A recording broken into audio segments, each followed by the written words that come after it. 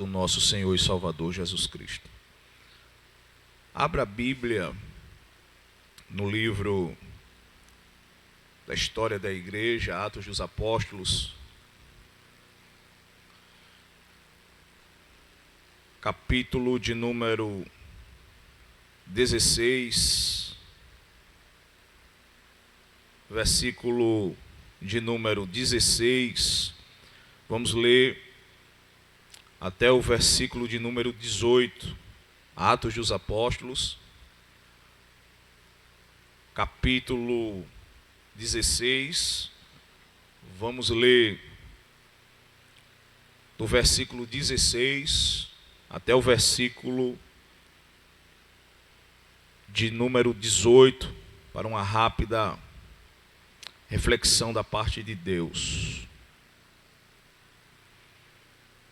Versículo 16 do capítulo 16.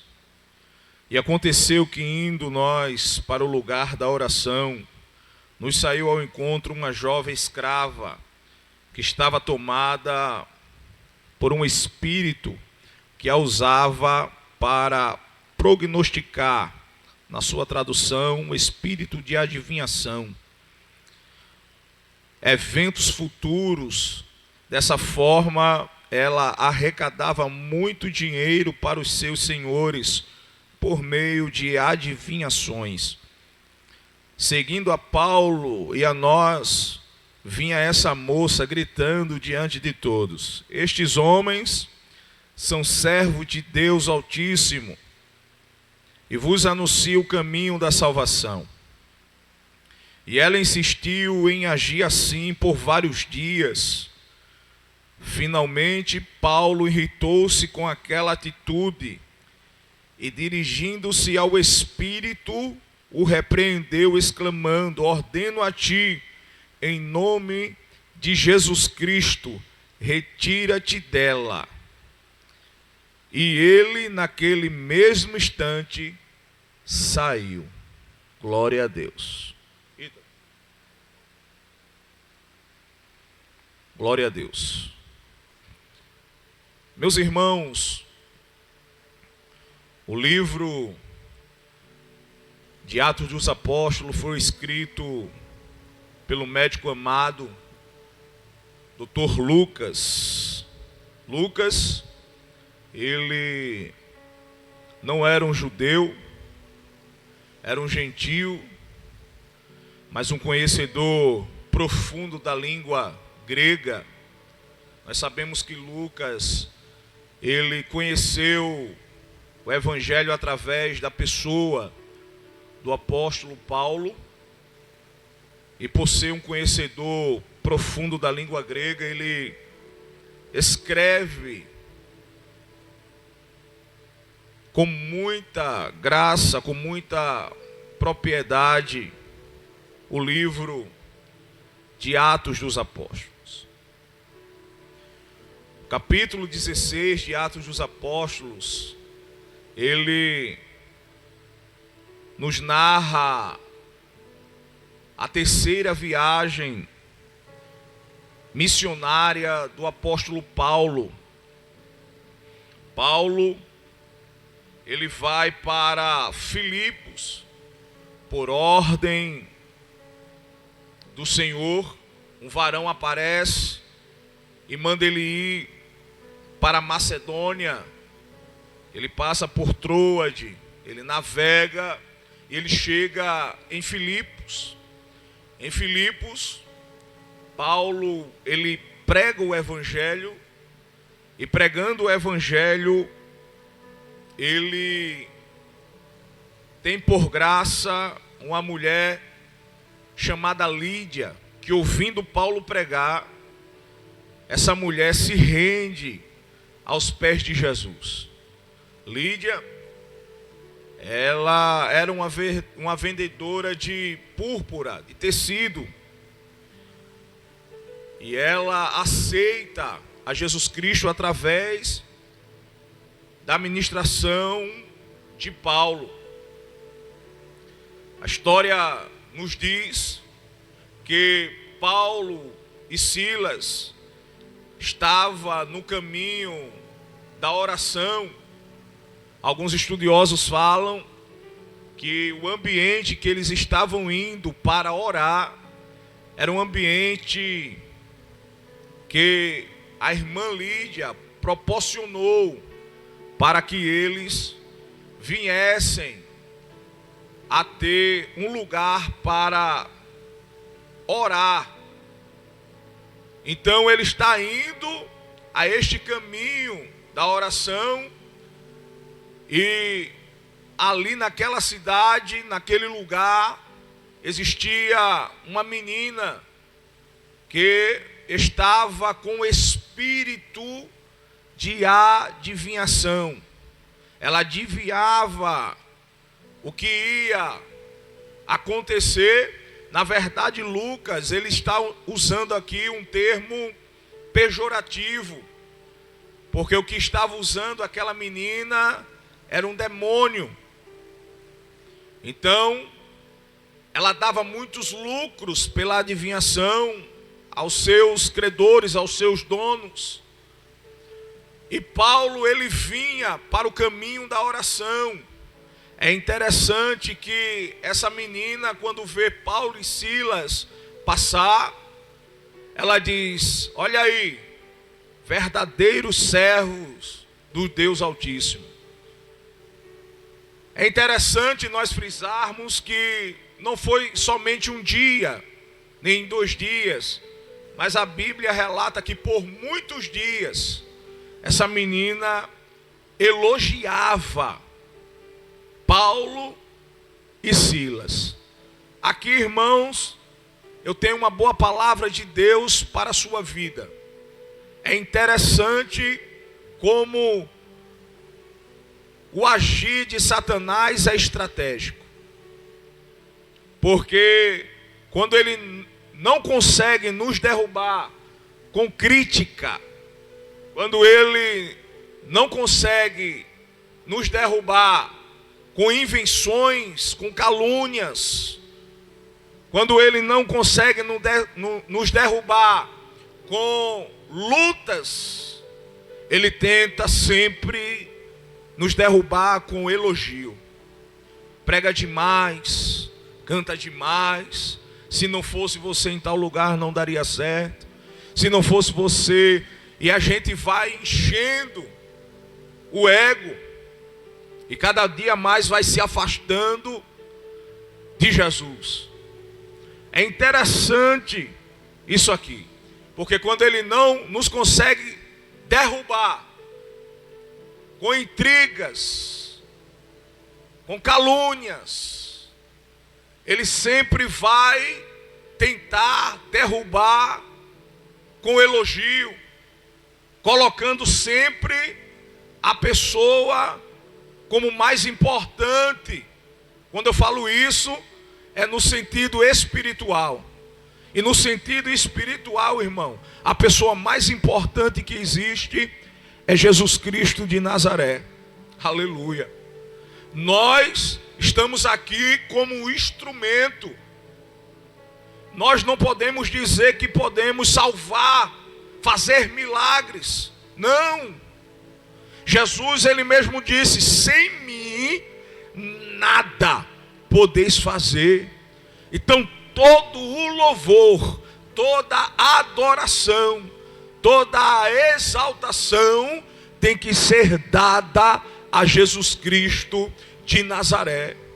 Porque é Ele que faz, é Ele que pode, é Ele que cura, é Ele que salva, é o Espírito de Jesus que convence o pecador.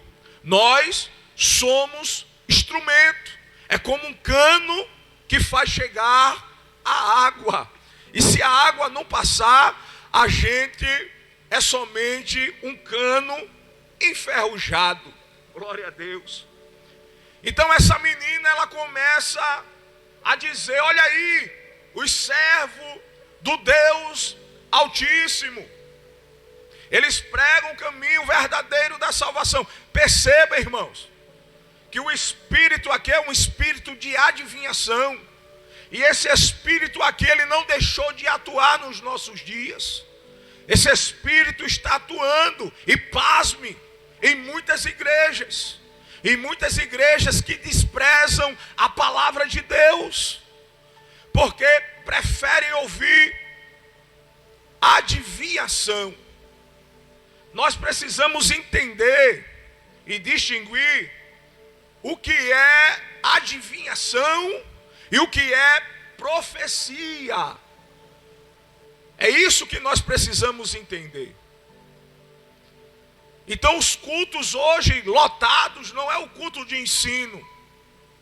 É o culto que há adivinhação.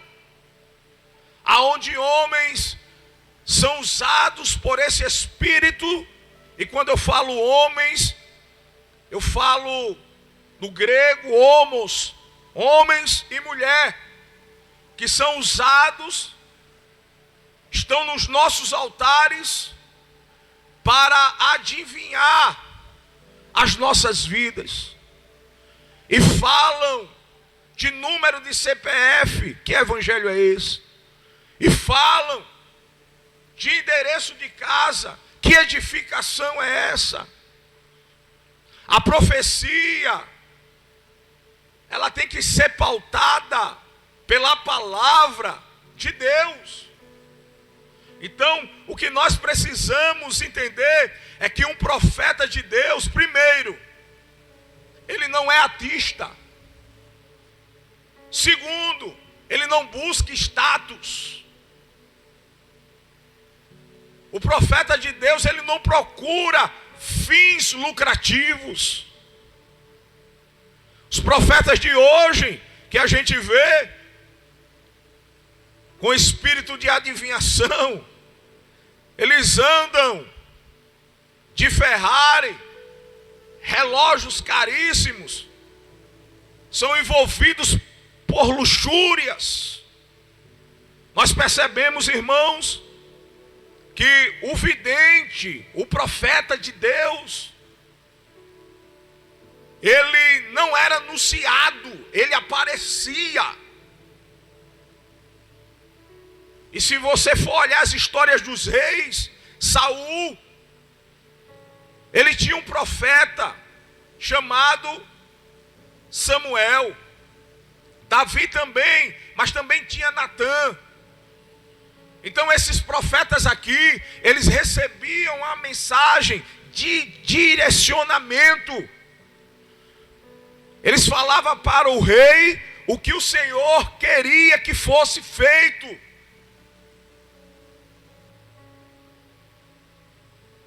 E tudo isso pautado, irmãos, através da palavra de Deus. Só que nós vivemos um tempo em que a palavra de Deus, ela é escanteada, deixada de lado, para ver se espíritos falar em nossa igreja. Toda profecia, ela tem que ser medida através da palavra do Senhor. E através desses adivinhos, nossos cultos têm sido, muitas das vezes, um culto superficial. Parece que tem um compasso, nós sabemos como começa e como vai terminar. Um culto narrado pela presença de Deus, a gente sabe o início, mas o fim é um fim de glória. Esclareça para mim, pregador, um culto que você vem, que a igreja, ela preserva, prioriza a presença de Deus, é diferente. Você chega triste, sai alegre. Você chega doente e sai curado. Você chega sem resposta e sai com a resposta. Esse é o culto bíblico. Esse é o culto cheio da presença de Deus. É um culto que a gente chega, inicia, e no decorrer do culto o Espírito Espírito de Deus, ele processa, ele se relaciona conosco. E nós saímos da igreja regozijados de alegria. Não apenas pelo milagre, mas pelo ouvir o nosso Deus, o nosso Cristo, falar através da sua poderosa palavra. Mas em nome de Jesus, a máscara de muitos mascarados vai cair. Deus, ele está à procura de homens compromissados, mulheres compromissadas com a palavra. E esses espíritos de adivinhação vai cair por terra na autoridade que há no nome de Jesus. Aleluia! Oh, glória a Deus! A igreja, ela não tem espaço para demônios se relacionar com os crentes. Não! Aqui o único relacionamento que nós temos como igreja é com o Pai, com o Filho e com o Espírito Santo, e isso já basta. Não tem mais espaço, porque a presença de Jesus, ela preenche os espaços vazios da nossa alma, do nosso espírito. Amachoremi kamassubri andaramandahai.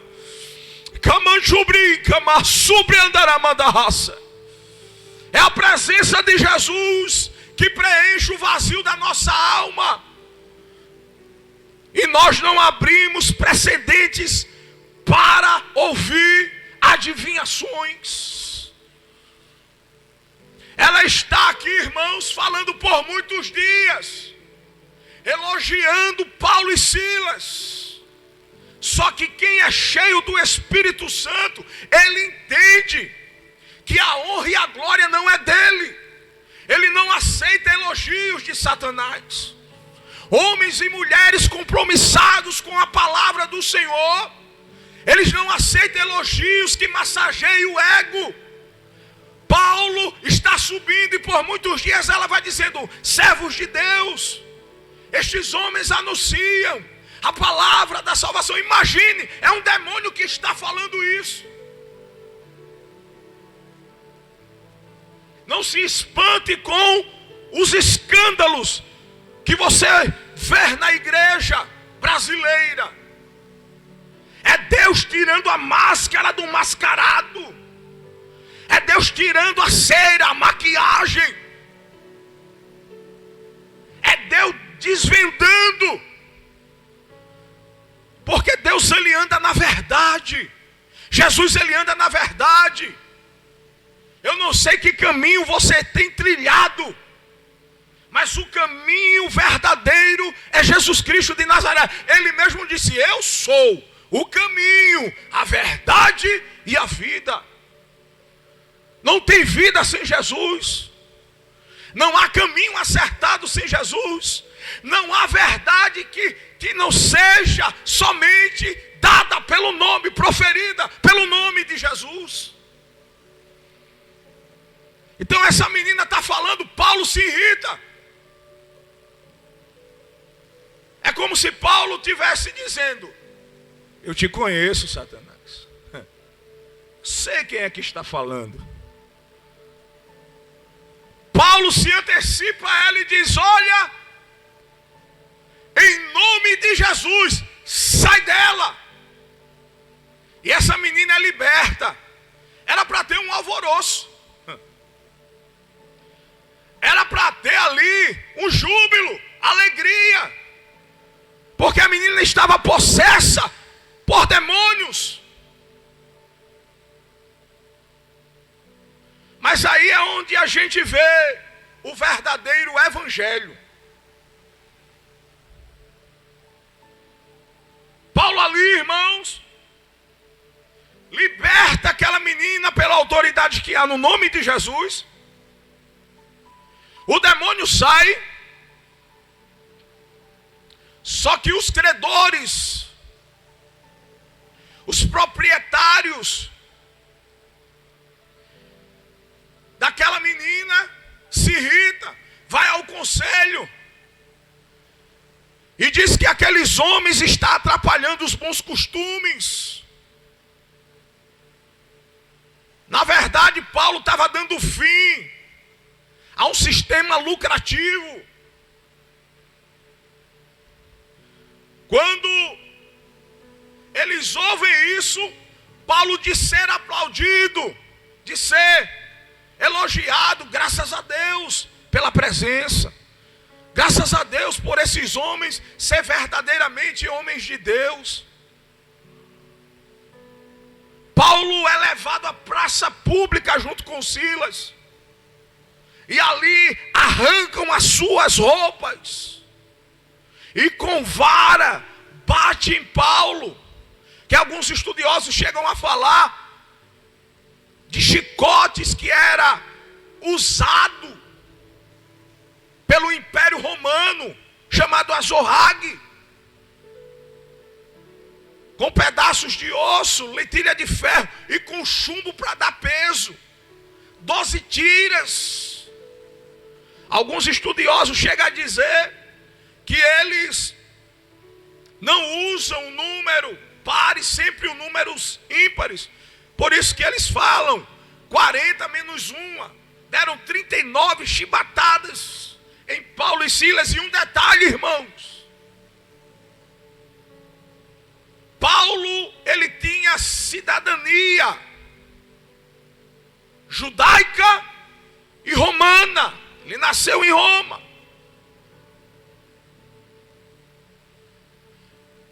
Se ele mostrasse que era um cidadão romano, ele não ia apanhar, ele não ia sofrer.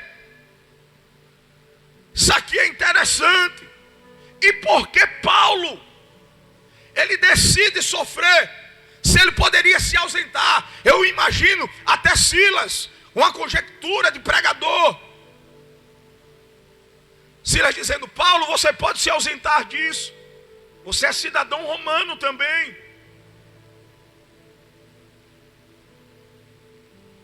E Paulo dizendo: Silas,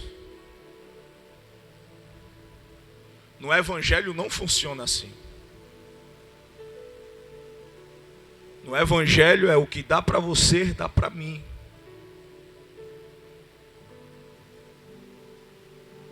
Paulo está entendendo o que Jesus está falando,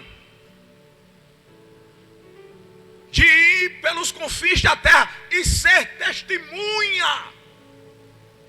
Meus irmãos, isso aqui é muito sério. Testemunha no grego fala de martírios, mártires. Agora, como nós podemos testemunhar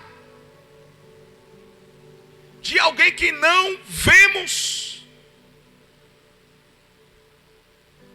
Porque se você é testemunha, você tem que testemunhar do que você vê, do que você ouve, do que você sabe, na íntegra.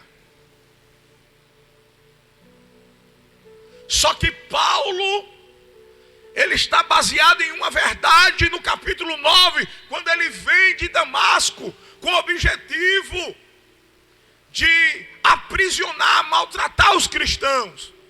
E ele tem um verdadeiro encontro com Jesus Cristo de Nazaré. E neste encontro aparece uma luz que brilha mais que o sol. E ele diz: quem é, Senhor? E Jesus disse: Paulo, eu sou Jesus, a quem tu persegues. Nós percebemos que a partir do capítulo 9 há uma transformação de vida. Há uma transformação no caráter do apóstolo Paulo. Ele tem a sua vida transformada. Porque, meus irmãos, desculpe eu ser grotesco nesta manhã, mas se você aceitou Jesus, tem 30 anos de crente, 40 anos de crente, está na igreja, mas nunca mudou o modo de vestir, o modo de andar, o modo de se comportar, é porque você nunca teve um verdadeiro encontro com Cristo. Porque quem tem um encontro verdadeiro com Cristo tem a sua vida transformada. Jesus, ele disse em Apocalipse, e o que está sentado disse: eis que faço nova todas as coisas. Se aceitou Jesus, tem que ter uma transformação. Uma transformação pessoal, uma transformação de caráter. Uma transformação de vida. Uma transformação realmente radical. Paulo está dizendo: olhe, eu conheci uma verdade, eu ouvi a verdade falar comigo. Foi a voz da verdade que eu ouvi. E eu estou disposto a morrer por esta verdade. Então, Silas, o que dá para você, dá para mim também. Nós estamos vivendo um tempo de divisão, irmãos, na casa do Senhor. Um tempo de divisão ministerial, um tempo de divisão da igreja. E eu aprendo muito com o meu pastor, e ele diz que um exército dividido não vence batalhas. Nós não conseguimos abraçar o nosso ministério, nós não conseguimos abraçar o projeto que vem do céu para a nossa igreja. Estamos divididos. Não conseguimos abraçar os ensinamentos que o nosso pastor, ele nos ensina, ele fala.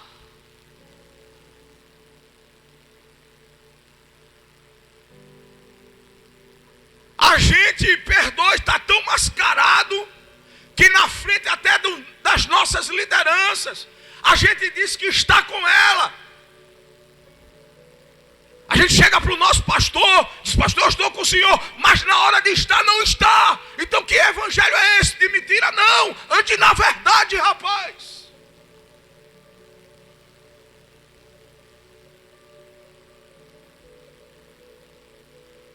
Evangelho é unidade, é união.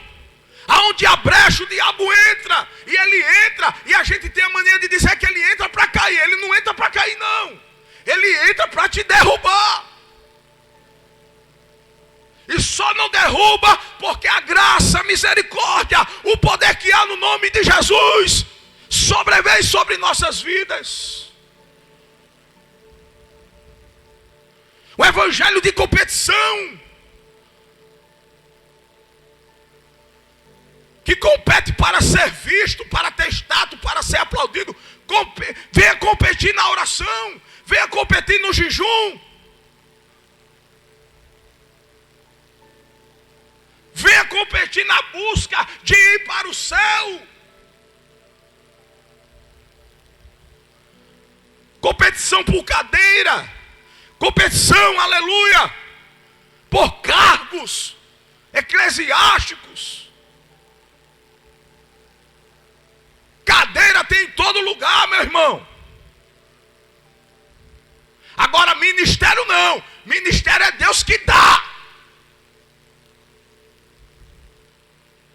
Então precisamos evitar essa divisão.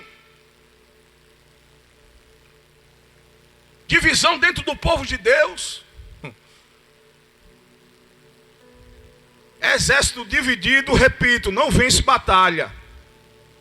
Jesus, ele está permitindo as tragédias, está permitindo as lutas, está permitindo as guerras, para que a gente possa se arrepender, pegar um na mão do outro e dizer: olha, o que dá para você, realmente dá para mim. Aleluia. A Bíblia diz: chorar com os que choram e se alegrar com os que se alegram.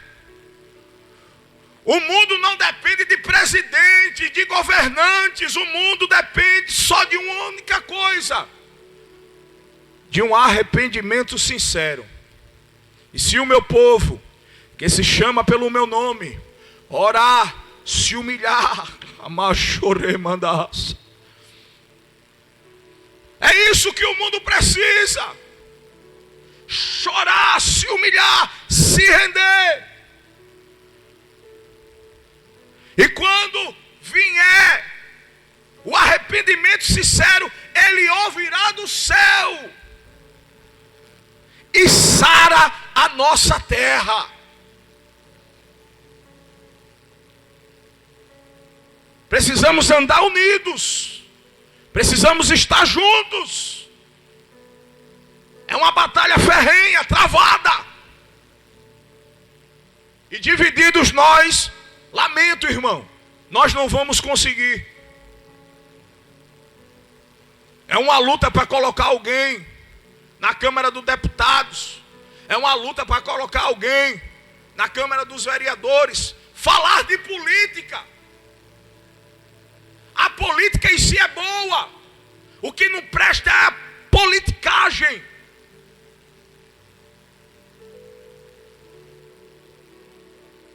Quem dera nós tivéssemos uma voz em todos os requisitos políticos, que pudesse preencher, lutar. Mas a gente se vende por qualquer besteira. E por isso que tem homens aí fora lutando contra a igreja do Senhor, querendo fechar, querendo parar. Mas a igreja, ela está pautada em cima de uma promessa que Jesus mesmo fez. Sobre esta pedra eu edificarei a minha igreja, e as portas do inferno não prevalecerá contra ela. Essa promessa. Ninguém pode parar a igreja, porque a igreja não é do pastor, do pregador e do cantor. A igreja é de Jesus Cristo de Nazaré, o Rei da Glória.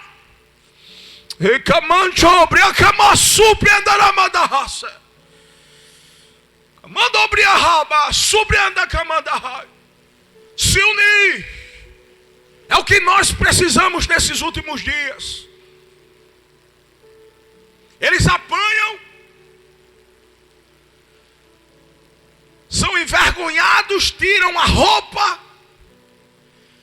e colocam ele em um cárcere. Um cárcere interior.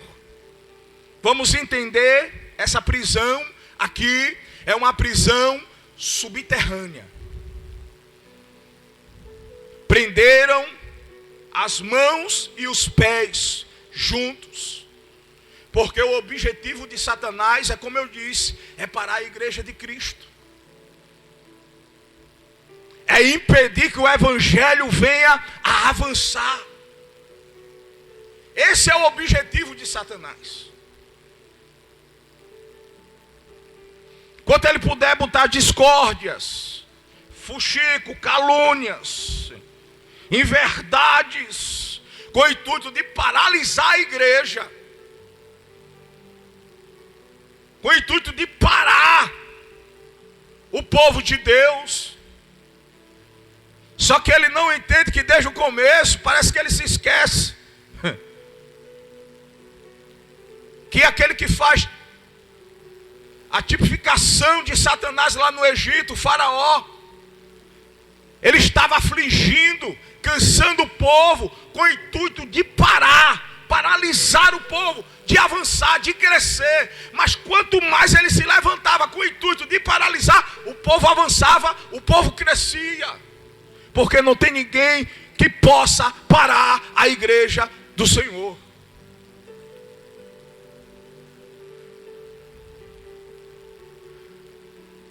Então o intuito de Satanás ali era paralisar, parar o evangelho. Eles estão presos. E um detalhe, irmãos, eles não dizem uma palavra contrária. Eles não murmuram. Eles poderiam falar: olha, a menina foi liberta.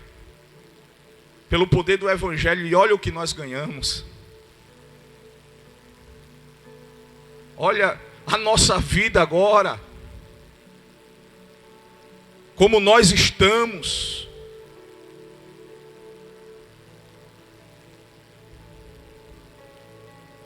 Mas como ovelhas, cordeiro, como Jesus Cristo, que foi levado ao matadouro, mas da sua boca não saiu nada. Porque não adianta falar para quem não quer ouvir. É perca de tempo.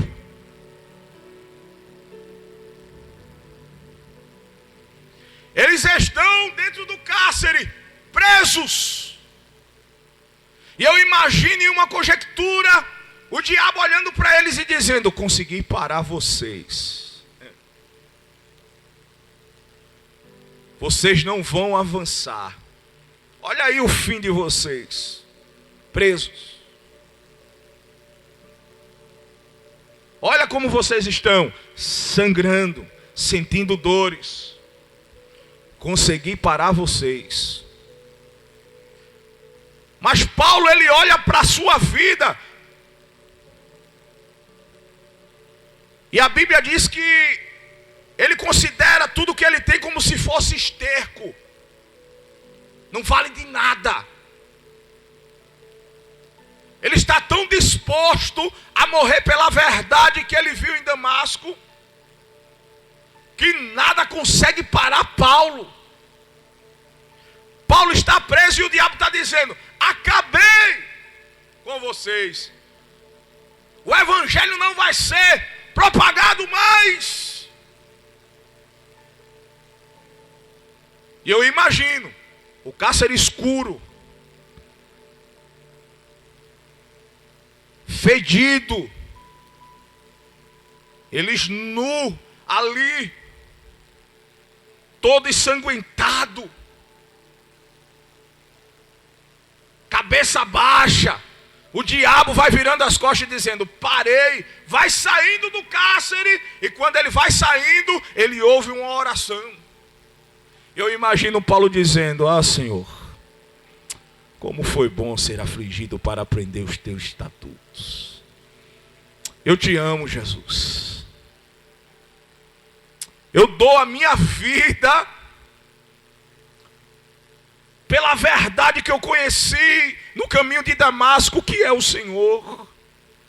Eu não tenho a minha vida como preciosa.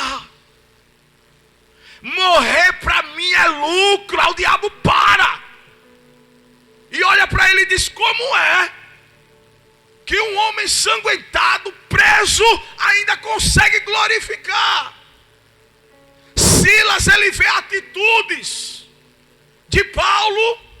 Por isso que é bom a gente andar sempre perto de alguém que nos leve sempre para perto de Jesus. Eu vou repetir isso aqui: ande sempre com alguém que anda perto de Jesus, porque ele sempre vai te levar para perto de Jesus. Ele olha a atitude. Nós precisamos entender, irmãos, que a Bíblia, ela é luz da igreja. O mundo, eles não lêem Bíblia. Mas a Bíblia diz que nós somos luz deste mundo.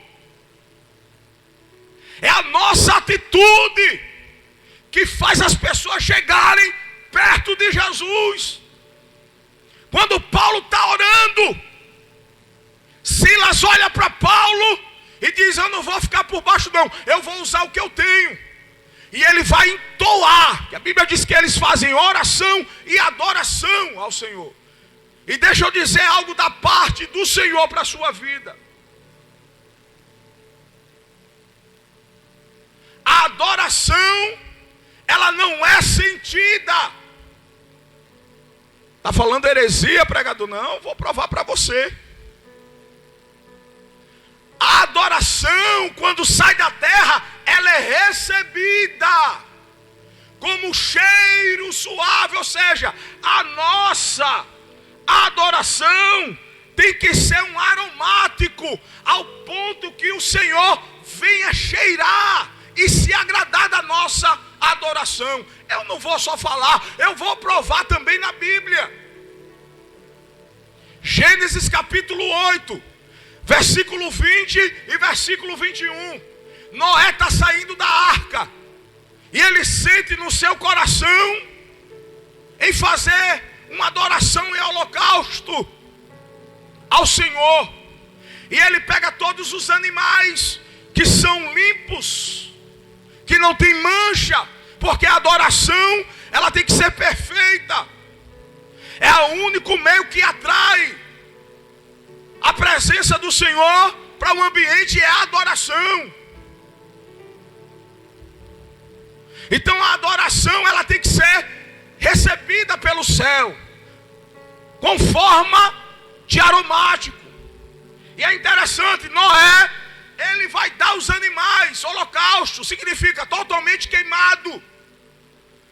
E quando ele dá, a Bíblia diz, e Deus cheirou. Ele recebe como cheiro. Ele não sente, ele recebe. Mas quando ele recebe, você sente. Eu vou repetir isso aqui para você guardar no seu coração. A adoração, ela é recebida e não sentida. Mas aquele que recebe a nossa adoração, aleluia, ele faz a presença dele ser sentida no meio do seu povo. Aonde você estiver, adore a ele, glorifique a ele. E através da tua adoração que é recebida no céu, sinta a presença dele na tua vida, sinta a presença dele na tua casa, sinta a presença dele transformando o ambiente aonde você está.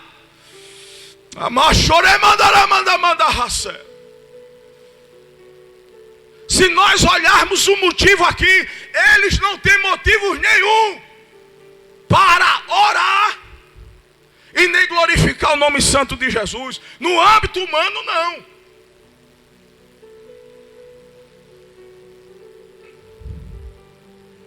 Eles poderiam dizer, por quê?